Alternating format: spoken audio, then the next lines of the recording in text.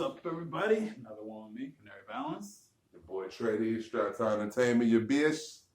Alright, so for this episode, I'm going to talk about a group that I actually grew up listening to and really respected, I right? had a lot of love for these cats.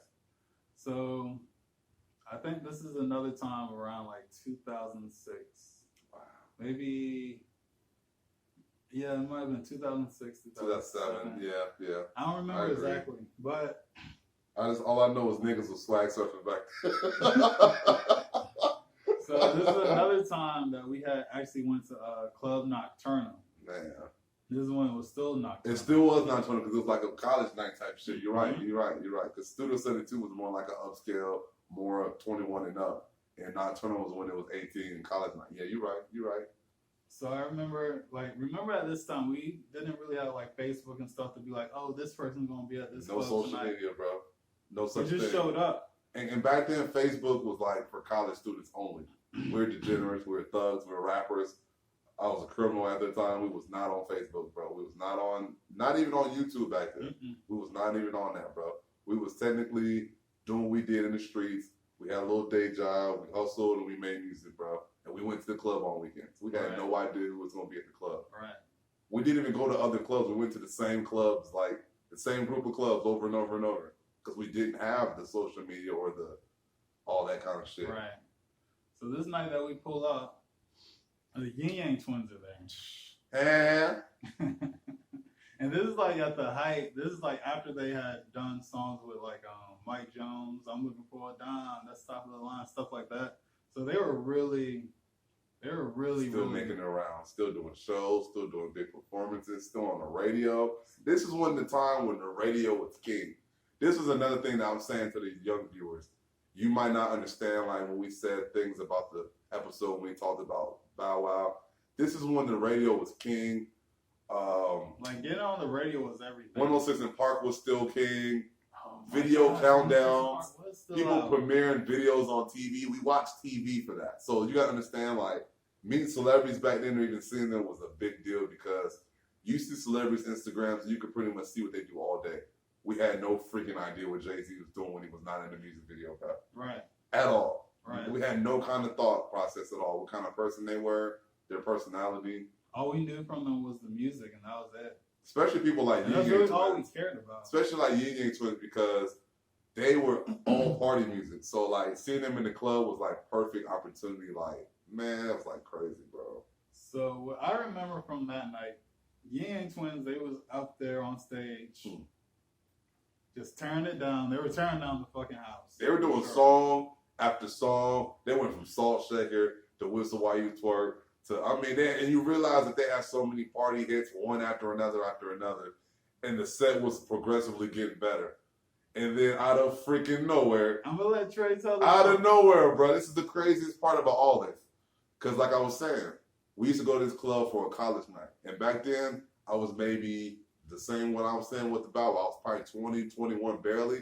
I used to talk to this girl that I used to go to Kennesaw. So she was like 25. She was way older than us. So she was going there for college night. And she used to buy us drinks because she was old enough sometimes. And I'm dancing with her. And we're in the middle of the crowd. I keep turning around, like watching the stage. And she moves. And we turn around. She's watching the stage. We're just dancing and shit. And then I turn around and see the stage. And one of the members of Ying Yang Twins got a stack of money in his hand. Maybe it was the money they got paid for the performance. Maybe it was the money they had from the strip club later. Or maybe they got paid big bag for a walkthrough. You know what I'm saying? But they just had a stack of money while they were rapping. I'm looking for a dime. That's top of the line. Cute face, slim waist, with a beard behind. They just had a stack of money. And it had to be Kane. You know, no disrespect because I know D-Rod got the, you know what I'm saying? So I want to say that he was rapping and had the money in the other hand. So I would say it was Kane. But out of nowhere, me being 20, 21, I was probably the tallest dude in there. I'm like 6'5". I turn around away from the stage.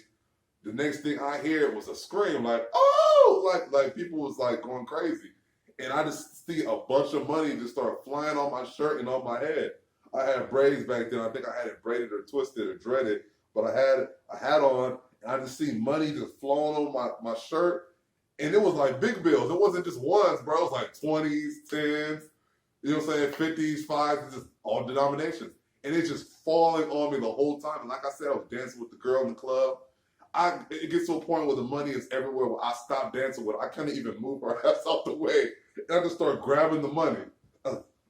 I'm grabbing the money, bro. And I'm realizing, I'm like, man, I'm going to have money to drink. I'm good. We popping, you know what I'm saying? All drinks on me. And then I started like getting away from the crowd once everybody, because other people are fighting for the money, but I'm like the tallest person in the crowd. So he's like throwing it and it's coming down and it's like coming down on me. So I get away from the club and I'm like, man, I probably got like $50, $60, $70, bro. I started counting the money. I'm like, damn, it's hundreds in here. It's 50s in there. It's 20s in there. And I'm like, man, I got a nice little stack. I put it in my pocket. I grab I think 100 or 50. I start buying drinks for Canary, Avery, Lil L, the chick I was with. And I started spending money and I realized I have like almost $1,000, bro. It ended up being, I think, $900. And this might have been before or after I was spending money. So it had to be almost $1,000 I got off of just the money that they threw off the stage. Mind you, I didn't catch all the money, bro. The rest of us were picking up money too. People was catching money on the ground, but they were catching not as much. I had like maybe a handful of bills. I had a pocket full of money, bro. Like, it was one of the craziest situations as a young adult because I didn't know how to handle it, bro. Right. It got to a point where we left the club. We went to Waffle House. We went to Waffle House, bro. I act like I just sold a kilo and my album went platinum the same day, bro. So I remember this so perfectly because we went to Waffle House. We didn't even get no menus. We just started telling them we didn't even know what was on the menu. That's when you know how we so broke, bro. We used to look at all the prices before we ordered, but now I caught like $1,000 in cash at a club. We didn't know if it was on the menu or not. It was like, I don't know what's on your menu, but this is what I want to eat right now. Niggas turn Waffle House into a personal chef. And like, hey, bro, you can make me a burger back there, bro. This is before Waffle House had burgers, bro. So they actually gave us everything we asked for. It's crazy, bro. And then like it's like time to pay and shit. And like all of us like put like maybe like crazy $40, $50 down on the table to tip. And like the chick gives like $150 tip or whatever. Bro, I was paying for people's food in the Waffle House. I did not know. I was on some crazy, bro. The $1,000 now I understand $1,000 can go fast. You know what I'm saying? But back then the $1,000 felt like I was gonna be rich, bro. Like I was gonna change my lifestyle overnight, bro. Like I was like, man, it was crazy, bro. And I honestly can't tell you how I spent the money, bro. I spent probably like 100 in the club, 200 at Waffle House. I remember I bought a Metro phone back then, and I remember us buying a couple of beats, me and Lil L. Other than that, I cannot tell you what I spent that money on, bro. Like at all. And it was so crazy because I never had money like that back then. Now, you know what I'm saying, we're adults, we make money, you know what I'm saying, it's not anything, but back then, that was the craziest amount of money I had. And I didn't do anything for it. I didn't earn it. I just happened to get it, like, thrown at me. It was one on lottery night. Good times, bro. But that was the first times, bro. That was the first time that we had met the Ying Yang Twins. That's the first time. And Canary just reminded me it was the second time. I'm going to let him tell y'all about that. Right, so flash forward maybe like 3 years after that. It's crazy. We're in Alpharetta, Georgia, and this time we know, this is when Facebook is popping and everything. Mm-hmm. So we know that the Ying Yang Twins are going to be at Uptown Lounge, what was called Uptown Lounge at the time. No, Uptown Loft. Uptown Loft. Because Uptown Lounge was the other one we did in Atlanta that with AD Killer. The one of the only shows that Mo did book us, that was called Uptown Lounge. And the one in Alpharetta had to change it to Uptown Loft. That's what it was. That's what it was. At Uptown Loft. Ying Yang Twins was there again. Remind you, I really respect these guys, right? We was fans of their music, bro. We really was. And especially on top of that, 3 years earlier, they had just given us like $1,000 to the team. So we was cool with them. But they had came out with a song at the time called Fuck Skinny Jeans, right? Damn, they did. And one of our homies, he was one of the first JW, ones. say his name, bro. Casanova. Motherfucker. He was the first one in our clique that was on the whole little skinny jeans wave. He was one of the first black people I met ever that wasn't a skateboarder. That had skinny jeans on, bro. For real, for real. They had made that song, and then he got mad at them. He starts flicking them off while they're on stage, right? Mind you, this is not a big venue. And this venue might hold 150 people, so they seen him flick them off. But he was at the front of the stage. He did. He was in the front. Man, He was at the very front of the stage. He got balls. They bro. saw exactly what he did. They really did, because bro. they flicked him back off. Oh my god. And mind you, Kaz, this is my brother. That's my dog. We make music together. We gone through struggles together. Man, when niggas ain't have no food, all we had was a chicken biscuit. Had to fucking split that shit, and that's all we have for the day type shit.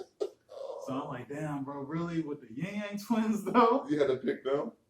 So I'm just like, I gotta back my brother up. So I'm like, yeah, fuck y'all. That's the crazy thing about when we were all back then. We was really on the pack mentality, like where if somebody said fuck you, it was fuck you from everybody. Like, right. That's crazy, man. And I didn't want to do that shit. Man. I don't remember how that night ended. Like, how did they get off the stage and him being there? Because I know he was drunk. Like, how did that all end like that? I don't remember, but that's crazy, man. I'm pretty sure they left through the back. They didn't really want to deal with nothing. I bet they probably thought it was gonna be a problem, bro. Right. But we had love for them, bro. He did too, but he just felt personally attacked. Because back then people used to give him shit about the jeans because he was legitimately one of the first black people, especially rapping, that's wearing skinny jeans. I'm telling you, like, it's a big thing now. That shit was not It was fucking big not like a that in thing. 2009. 2009, 2008, bro. If you didn't know how to do a kickflip ollie, you was not supposed to be wearing no tight ass jeans, bro. I don't care who you was, or unless you was homosexual. Nothing wrong with that, bro. But it was not a heterosexual black male thing to do was wear skinny jeans back then, bro. Right. But we got love for Kane and D-Rock. Always. I'm still a huge fan, bro. And shout out to Jay Hooked It, man. That's my dog, JB. I think he's the one that booked him. He's the manager back then. That's my dog, man. Crazy story, though, bro. That's another episode of me, Canary Valens. TrayD, Straptown. Peace. Peace.